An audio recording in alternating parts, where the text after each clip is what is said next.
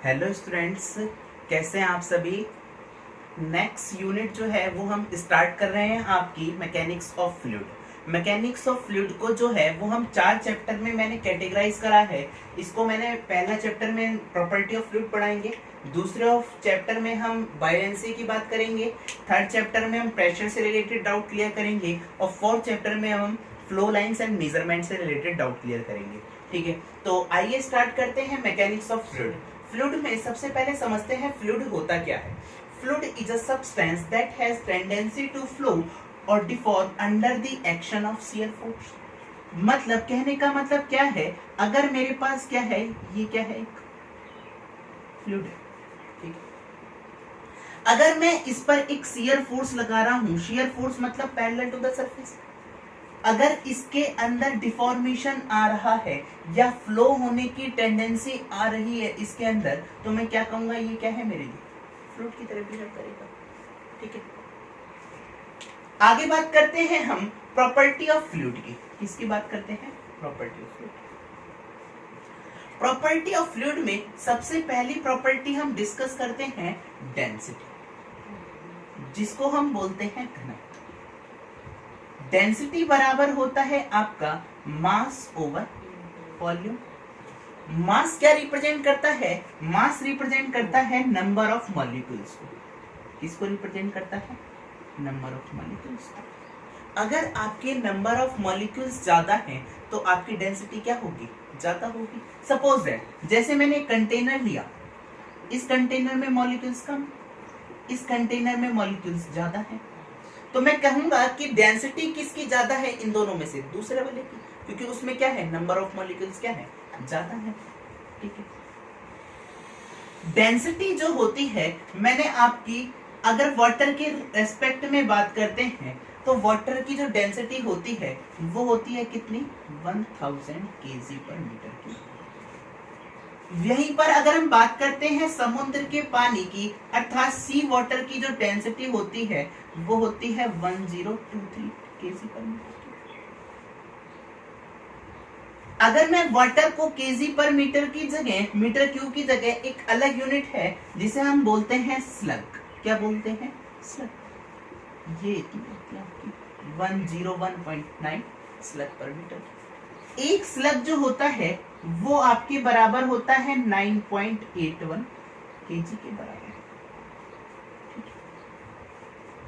यहीं पर अगर मैं बात करता हूं आइस की, तो आइस की जो डेंसिटी होती है वो कितनी होती है, 950 केजी पर मीटर क्यूब। ये होती है डेंसिटी।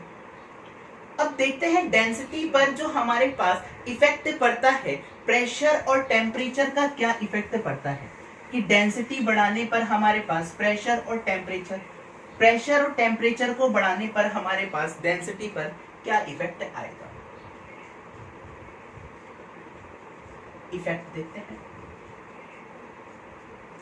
सपोज दैट अगर मैं बात करता हूं प्रेशर की, एक मैं बात करता हूं यहां पर टेम्परेचर की।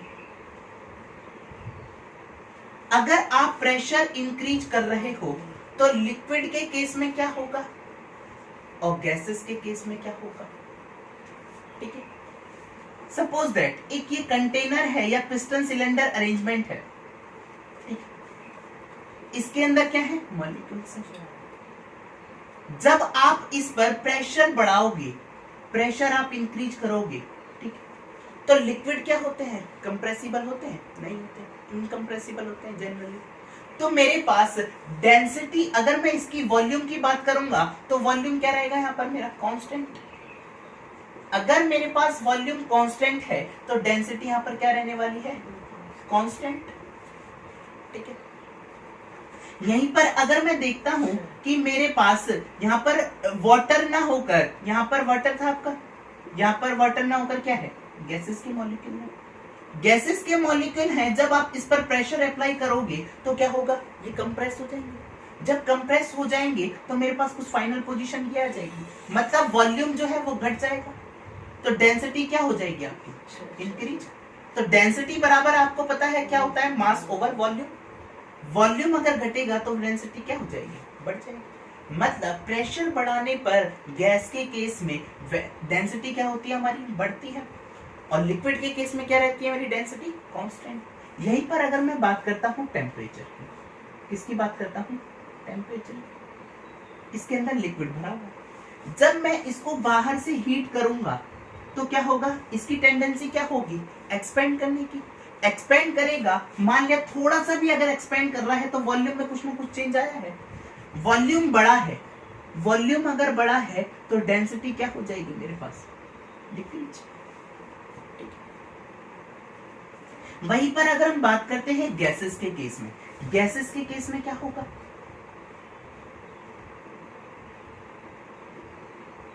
गैसेस के मॉलिक्यूल्स हैं यहाँ पर। जब मैं इसको हीट करता हूं, जब मैं इसको हीट करूंगा तो क्या होगा? ये क्या होगा? एक्सपेंड होगा। तो जितने नंबर ऑफ मॉलिक्यूल्स यहाँ पर थे इतने वॉल्यूम के लिए, अब इतने वॉल्यूम के लिए क्या है? इतने ही सेम मॉलिक्यूल्स हैं। तो मतलब कहने का मतलब क्या है? डेंसिटी क्या हो जाएगी आपकी? डिक्रीज हो जाएगी, क्योंकि वॉल्यूम क्या है आपका? क्या हो गया? इंक्रीज हो गया। ठीक है। तो गैसेस के केस में अगर आप टेम्परेचर इंक्रीज करते हो तो आपकी डेंसिटी क्या हो रही है? घट रही है। और लिक्विड के केस में भी क्या हो रही है? डेंसिटी क्या हो रही है? घट रही है। ठीक है। सेकंड बात करते हैं हम रिलेटिव डेंसिटी की। सेकंड प्रॉपर्टी की बात करते हैं हम, रिलेटिव डेंसिटी। रिलेटिव डेंसिटी होती क्या है? जिसे हम बोलते हैं आपेक्षिक घनत्व। क्या बोलते हैं? आपेक्षिक घनत्व। रिलेटिव डेंसिटी बराबर होता है density of fluid upon density of standard fluid.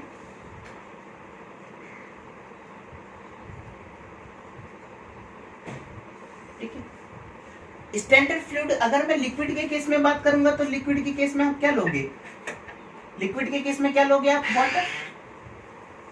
अगर हम बात करते हैं गैसेस के केस में, गैसेस के केस में आप क्या लोगे? एयर। ठीक है। अगर हम बात करते हैं वाटर के लिए, रिलेटिव डेंसिटी की वैल्यू कितनी हो जाएगी? 1। सेकंड, ये होगी सेकंड प्रॉपर्टी आपकी। थर्ड प्रॉपर्टी की अगर मैं बात करता हूं, उसका नाम है विस्कोसिटी, जिसे हम क्या बोलते हैं? श्यानता। विस्कोसिटी होती क्या है समझना। सपोज दैट ये वाटर आपका फ्लो कर रहा है, आप ये वाटर फ्लो कर रहा है, आपको पता है ऊपर वाली लेयर ज्यादा तेज भाग रही है नीचे वाली लेयर के रेस्पेक्ट में। तो यानी कि ये जो लेयर है वो क्या कर रही है? एक दूसरे का अपोज कर रही है। जब ये अपोज करेंगी तो इनके बीच में कुछ ना कुछ क्या रहेगा? फोर्स प्रेजेंट रहेगा। ये क्या कर रहा है? उसका अपोज कर रहा है। इसी फोर्स को हमने क्या बोला है? विस्कोसिटी। या इसी रेजिस्टेंस को हमने क्या बोला है? विस्कोसिटी। तो विस्कोसिटी क्या है? It is the resistance between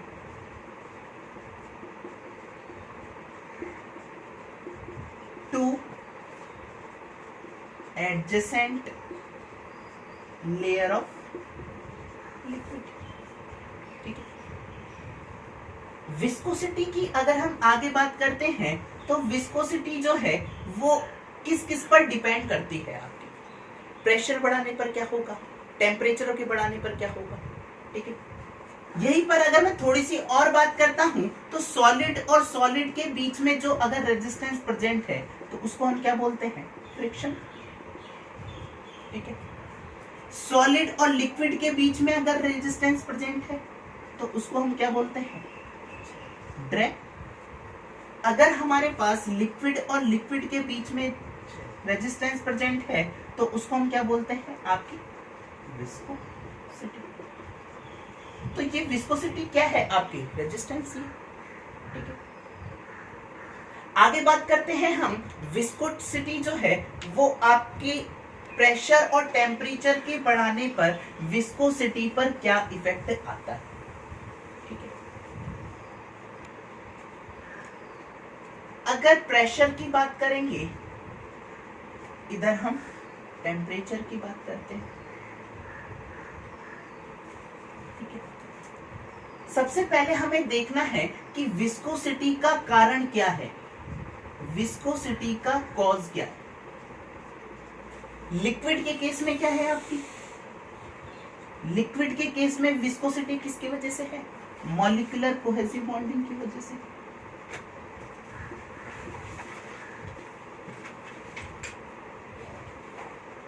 वहीं पर अगर मैं बात करता हूं गैस के लिए, तो गैस में विस्कोसिटी किसकी वजह से है आपकी? डिफ्यूजन की वजह से। या हम इसको बोलते हैं मॉलिक्यूलर मोमेंटम ट्रांसफर की वजह से।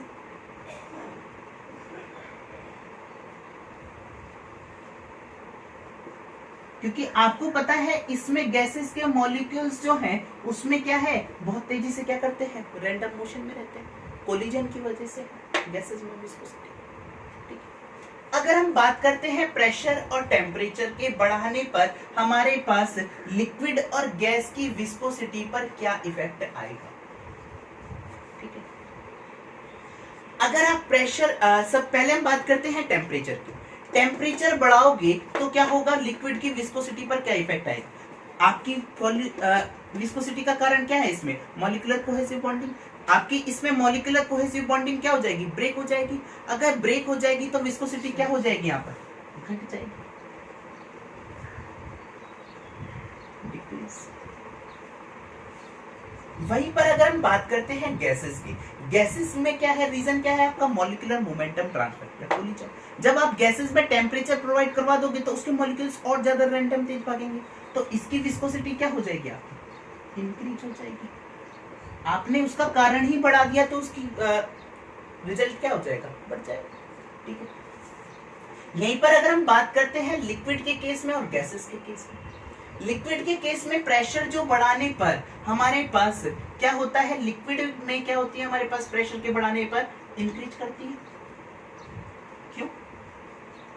आपको पता है जैसे अगर लिक्विड, जनरल लिक्विड की अगर हम बात करते हैं, इसमें अगर लिक्विड भरा हुआ है, ठीक है, तो इसमें आपके जो मॉलिक्यूल्स होते हैं इनमें मॉलिक्यूलर कोहेसिव बॉन्डिंग की वजह से ये अपने आप को जल्दी से ब्रेक नहीं करते हैं। लो प्रेशर की अगर मैं बात करता हूं, ज्यादा प्रेशर नहीं, तो आपकी विस्कोसिटी क्या होगी, इंक्रीज हो जाएगी। ठीक है, वहीं पर अगर मैं वाटर के लिए बात करता हूं, वाटर के केस में अगर हम बात करते हैं 30 डिग्री के आसपास अगर हमारे पास टेम्परेचर रहता है और इसकी करस्पॉन्डिंग जो प्रेशर रहेगा, उस प्रेशर पर मेरे पास विस्कोसिटी क्या हो जाएगी वाटर के केस में, डिक्रीज। क्योंकि वाटर क्या करता है आपका, एनोनिमस बिहेवियर को शो करता है। गैसेस में हमारे पास क्या होता है, गैसेस में अगर प्रेशर बढ़ाओगे तो नॉर्मली क्या होनी चाहिए, बढ़नी चाहिए, पर हम यहाँ पर बात करते हैं गैसेस में हमारे पास कोई भी इफेक्ट नहीं होता। ठीक है, एग्जामिनेशन पॉइंट ऑफ व्यू से अगर मैं बात करता हूँ, प्रैक्टिकली के लिए अगर मैं बात करता हूँ, तो ये भी क्या होती है आपकी इंक्रीज।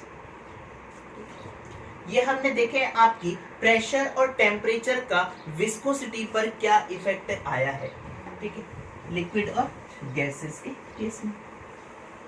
वहीं पर आगे हम बात करते हैं, नेक्स्ट जो टॉपिक स्टार्ट कर रहे हैं उसका नाम है Newton's law of viscosity.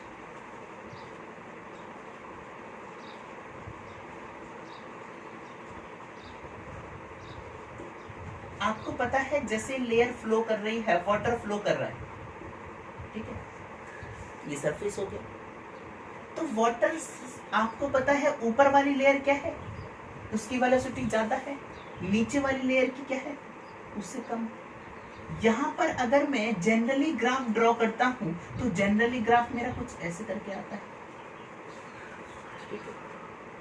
Newton's law of viscosity ने क्या कहा, न्यूटन ने कहा कि हमारे पास जो 2 एडजेसेंट लेयर है मूविंग फ्लूइड में, उनके बीच में जो शियर रेजिस्टेंस है वो क्या होता है, डायरेक्टली प्रोपोर्शनल होता है वेलोसिटी ग्रेडियंट के। किसके बराबर होता है, वेलोसिटी ग्रेडियंट के। यहीं पर अगर मैं प्रोपोर्शनलिटी हटाऊंगा तो एक कांस्टेंट ऐड करूंगा, mu, del u upon del y. Mu क्या रिप्रेजेंट कर रहा है आपकी, म्यू रिप्रेजेंट कर रहा है यहाँ पर विस्कोसिटी को। किसको रिप्रेजेंट कर रहा है, विस्कोसिटी, डायनामिक विस्कोसिटी भी बोलते हैं। ठीक है, यहां पर जो del u upon del y है, इसको हम बोला हमने क्या, वेलोसिटी ग्रेडियंट। तो del u upon del y जो है वो आप देखो यहाँ पर कुछ क्या हो रहा है, एंगल में भी तो चेंज हो रहा है। अगर यहाँ पर इसको मैंने लिखा है del theta upon del T, और del theta upon del theta को क्या बोलते हैं? Rate of angular deformation. क्या बोलते हैं? Rate of angular deformation. ये क्या होते हैं? करस्पॉन्डिंग करते हैं दूसरे। यहीं पर अगर मैं यूनिट की बात कर लेता हूँ, वेलोसिटी ग्रेडियंट या एंगुलर डिफॉर्मेशन की, क्या हो जाएगा? इसका क्या होती है? ये यूनिट लेस हो गया, इसका क्या हो गया? सेकंड। तो सेकंड इनवर्स या मीटर पर सेकंड, ये मीटर से मीटर कर जाएगा, तो कितना हो जाएगा? सेकंड की पावर -1 या पर सेकंड। ये हमारी वेलोसिटी ग्रेडियंट की, ठीक है। अगर हम आगे बात करते हैं, इसके यूनिट की बात कर लेते हैं, इसकी म्यू की, जिसे हमने बोला है विस्कोसिटी। म्यू की अगर मैं बात करता हूं तो ये क्या था? आपको पता है शियर स्ट्रेस किसके बराबर होता है? Tangential force upon tangential area. तो फोर्स अपॉन एरिया में लिख सकता हूं यहां पर, ये किसके बराबर हो गया? म्यू। ये हो गया वेलोसिटी अपॉन वाई, डिस्टेंस पर, ठीक है। आपको पता है फोर्स का यूनिट क्या होता है? न्यूटन। इसका ए का क्या होता है? Area, metre square. ये कितना हो गया आपका? मीटर पर सेकंड। और इसका वाई क्या है? एक डिस्टेंस है, कहां से? नीचे से, ये वॉल से जो डिस्टेंस है, वाई डिस्टेंस मान लो। वाई डिस्टेंस पर मैंने कहा यू वेलोसिटी है, और y plus del y distance पर कुछ डिस्टेंस बढ़ा दोगे तो आपकी वेलोसिटी क्या हो जाएगी? इंक्रीज हो जाएगी, ठीक है। तो यहां से म्यू की जो यूनिट निकल कर आई है वो क्या आई आपकी? Newton second per metre square. ठीक है। डायमेंशन हमने निकाली थी यूनिट एंड डायमेंशन में, डायमेंशन नहीं निकालेंगे। यहीं पर अगर मैं बात करता हूं 1 newton second per metre square, ये किसके इक्विवेलेंट होता है? अगर हम सीजीएस यूनिट की बात करते हैं, 1 न्यूटन किसके बराबर होता है? 10 टू की पावर 5 डायन। ये हो गया सेकंड। ये मीटर स्क्वायर को यहाँ पर क्या लिख सकते हो? 10 टू की पावर 4 सेंटीमीटर स्क्वायर, या 1 newton second per metre square that is equal to 10 dyne second per centimetre square. इसी को हम क्या बोलते हैं? पॉइस। क्या बोलते हैं? तो यानी कि एक एसआई यूनिट जो है वो आपके 10 पॉइस के बराबर है, ये बोल सकता हूं।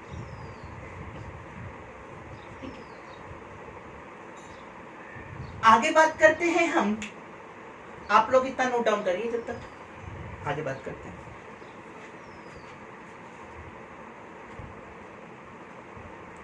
आगे बात करते हैं हमने वहां पर लिखा था टाउ बराबर mu d u upon d y, ठीक है। तो ये यहां पर अगर मैं इसका ग्राफ प्लॉट कराना चाहता हूं, y बराबर m into x.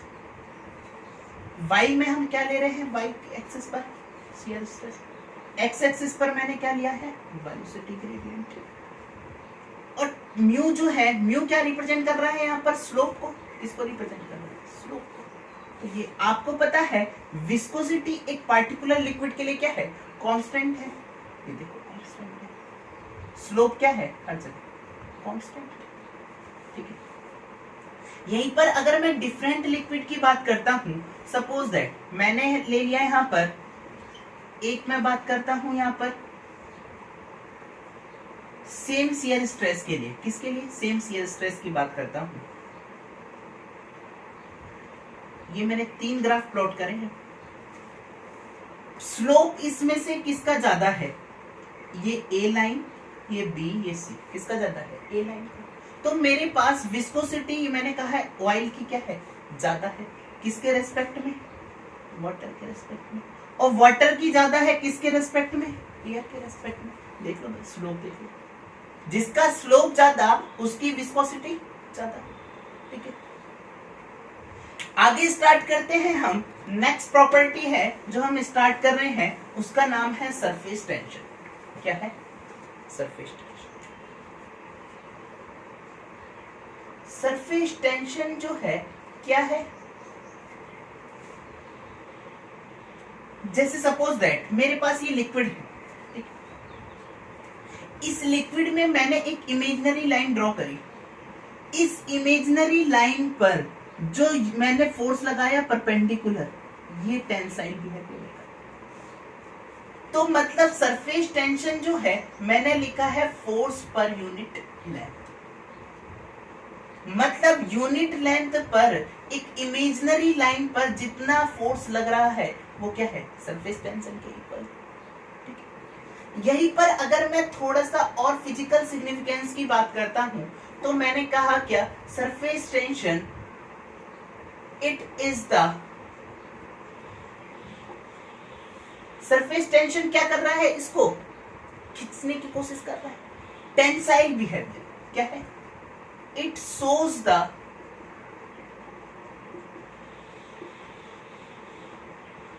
Tensile behaviour, जो क्या कर रहा है, which try to gain minimum surface area. Surface area को क्या करना चाह रहा है, कम करना चाह रहा है। सपोज दैट जैसे हम बात करते हैं कि वाटर की जो रेन ड्रॉप जो होती है वो क्या हो जाती है, आपकी स्फेरिकल हो जाती है, किसकी वजह से, सरफेस टेंशन की वजह से। ठीक है, गरम सूप का हमारे पास क्या स्वादिष्ट लगता है ठंडे सूप के रेस्पेक्ट में, तो इसका रीजन क्या है, सरफेस टेंशन। अगर हम बात करते हैं सरफेस टेंशन जो है वो किसकी वजह से आया है, किसकी वजह से इसकी उत्पत्ति हुई। ठीक है, मैं यहां पर दो मॉलिक्यूल्स ले रहा हूं, एक मॉलिक्यूल्स मैंने ये लिया है अंडर द वाटर, एक मैंने मॉलिक्यूल्स लिया है सरफेस पर। यहां पर जो टेंसाइल फोर्स लग रहा है वो क्या कर रहा है, इसको सब जगह से बैलेंस कर रहा है, यानी कि इस पर नेट फोर्स क्या है, जीरो। क्या इस पर कोई सरफेस टेंशन होगा। सेकंड अगर मैं बात करता हूं, ये क्या है आपका मॉलिक्यूल्स क्या है, सरफेस पर है। जब ये मॉलिक्यूल सरफेस पर है तो इसमें ये क्या है, मॉलिक्यूल सरफेस पर है तो ये फोर्स को बैलेंस नहीं कर पा रहे। देखो ये वाला मॉलिक्यूल्स क्या है, डाउनवर्ड फोर्स लग रहा है, तो इस पर जो नेट फोर्स लग रहा है वो क्या लग रहा है, डाउन। तो सरफेस पर जो मॉलिक्यूल्स है इसकी वजह से मेरे पास अनबैलेंस कोहेसिव बॉन्डिंग क्रिएट हुई।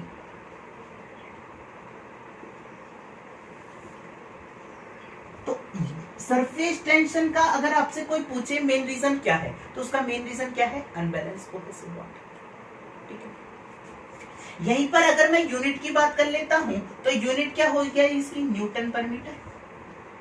या अगर मैं इस पर मीटर का ऊपर मल्टीप्लाई करा, मीटर का मैंने नीचे, तो ये क्या हो जाएगा, मीटर स्क्वायर। न्यूटन मीटर किसके बराबर होता है आपका, जूल के। किसके बराबर हो गया, जूल पर मीटर स्क्वायर। ठीक है, यहीं पर अगर मैं कुछ पॉइंट्स लिखता हूं सरफेस टेंशन के रेस्पेक्ट में जो आपके एग्जामिनेशन पॉइंट ऑफ व्यू से बहुत ज्यादा इंपॉर्टेंट है।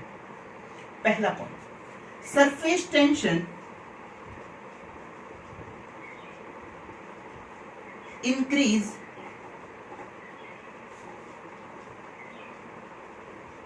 with salt and decrease with salt। मतलब साबुन मिलाने पर मेरे पास पानी में जो सरफेस टेंशन क्या हो जाएगा, कम हो जाएगा। वहीं में अगर मैं सॉल्ट मिला दूं क्या हो जाएगा, सरफेस टेंशन बढ़ जाएगा।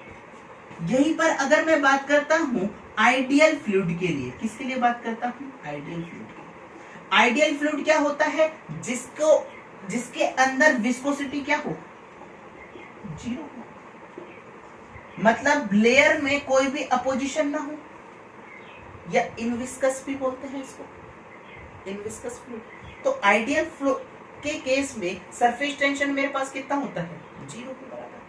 ठीक है, आगे बात करते हैं हम।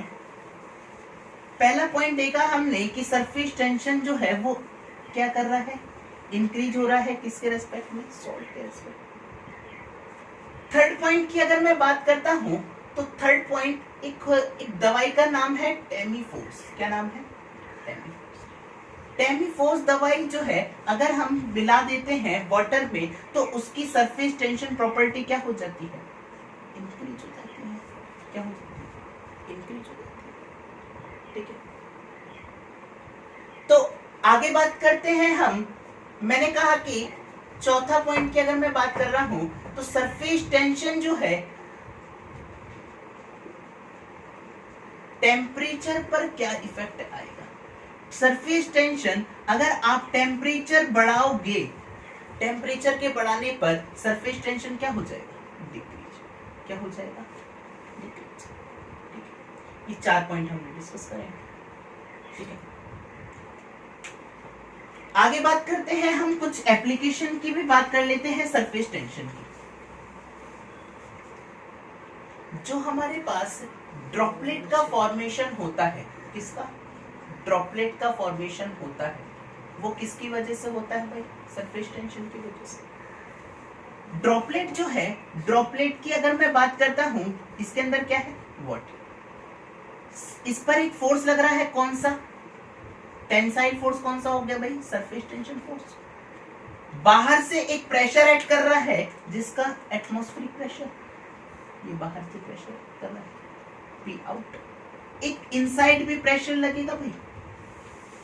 तो आप देख रहे हो यहां पर सरफेस टेंशन फोर्स भी क्या लग रहा है, बाहर की साइड। ठीक है, और यहां पर क्या कर रहा है, मुझे इसको बैलेंस करने के लिए, किसको, सरफेस टेंशन को बैलेंस करने के लिए मेरे पास इनिशियल प्रेशर जो होना चाहिए, इनसाइड जो प्रेशर होना चाहिए, वो क्या होना चाहिए, आउटसाइड प्रेशर से ज्यादा होना चाहिए।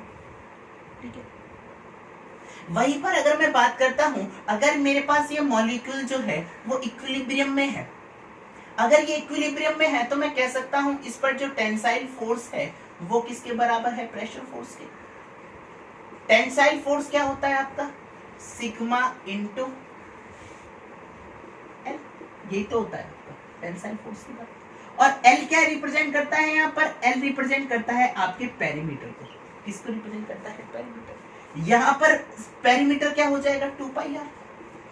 प्रेशर फोर्स क्या हो जाएगा आपका, जितना प्रेशर डिफरेंस हुआ वो इनसाइड और आउटसाइड का, एरिया कितना हो जाएगा इसका, पाई आर स्क्वायर। तो यहां से डेल्टा पी कितना निकल कर आया आपका, 2 सिग्मा अपॉन आर, पाई से पाई, एक आर से एक आर। या आप इसको क्या लिख सकते हो, 4 सिग्मा अपॉन डी। ठीक है, वहीं पर अगर मैं बात करता हूं सोप बबल की, किसकी बात करता हूं, सोप बबल।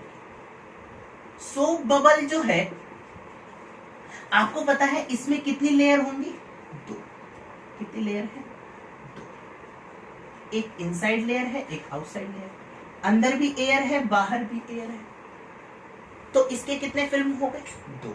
तो यहीं पर अगर मैं इसको बैलेंस करता हूं, टेंसाइल फोर्स को बैलेंस करता हूं किससे, प्रेशर फोर्स। टेंसाइल फोर्स जो है वो कितना लगेगा इसमें, सिग्मा इंटू 2 पाई आर, पहली वाली फिल्म के लिए, अंदर वाली। सेकंड अगर मैं बात करता हूं तो ये कितना हो जाएगा, sigma into 2 pi r. Pressure difference into area, area कितना हो जाएगा भाई, प्रेशर जो लग रहा है वो कितना है, पाई आर स्क्वायर। तो यहां से डेल्टा पी जो निकल कर आया वो कितना आ गया, 4 सिग्मा अपॉन। याद करने की भी ट्रिक बता रहा हूं मैं आपको, अंदर एयर है, बाहर एयर है, तो एक एयर आपको 2 के इक्विवेलेंट मानना है। ड्रॉपलेट में हमारे पास ओनली बाहर एयर थी, तो ये कितना हो जाएगा, 2। तो ये 2 और बाहर भी 2, ये कितना हो जाएगा, 4 सिग्मा अपॉन। यहीं पर अगर हम जेट की बात करते हैं तो जेट आपको पता है कुछ ऐसे करके होता है। मैं इसको यहां से मैंने इसको ब्रेक करा, जब मैं इसको ब्रेक करता हूं तो ये कुछ ऐसे करके है।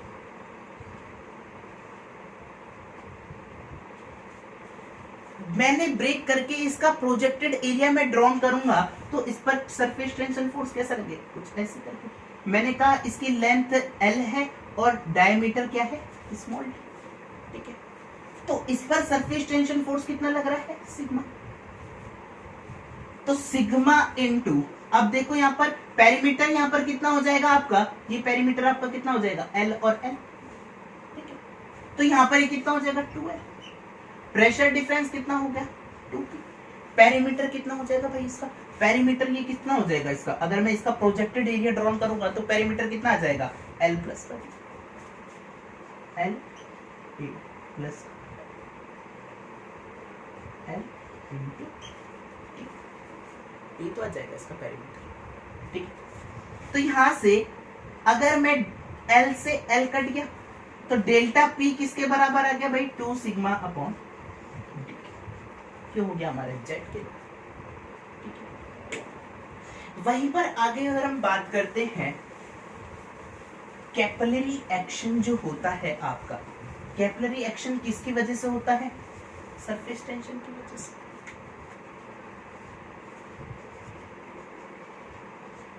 कैपिलरी एक्शन क्या होता है, राइज और फॉल ऑफ अ लिक्विड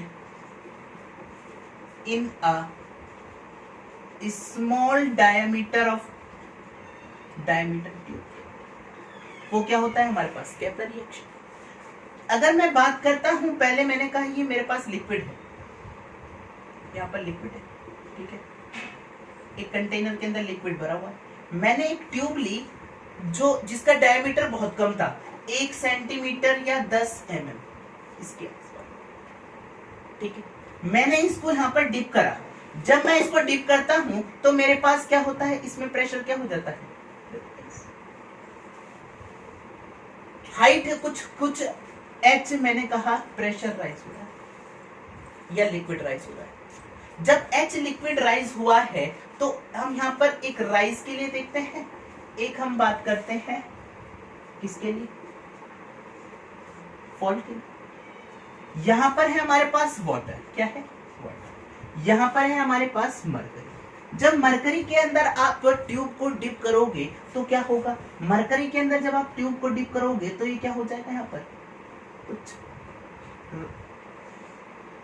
ऐसे करके फॉल होता है, ठीक है। तो आप देख रहे हो यहाँ पर जो राइज और फॉल हो रहा है वो उसका मेन रीजन क्या है, मेन रीजन जो है यहाँ पर क्या है, आप देखो यहाँ पर एडहेसिव फोर्स क्या है, ज्यादा है, किसके रेस्पेक्ट में, कोहेसिव।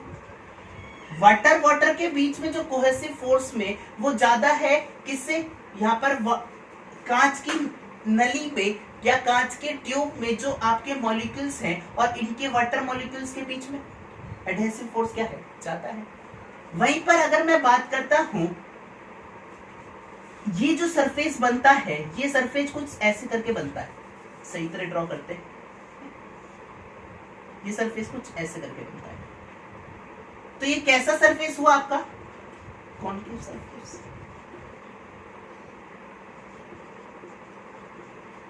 ठीक है। ये जो होता है, जब आप वाटर इसके अंदर आपने ट्यूब को वाटर के अंदर डिप करा तो क्या होगा, तो मेरे पास जो नली है, जो कांच के ट्यूब है, वो क्या हो जाएगी, वेट द ट्यूब, ये भी लिख सकते हैं।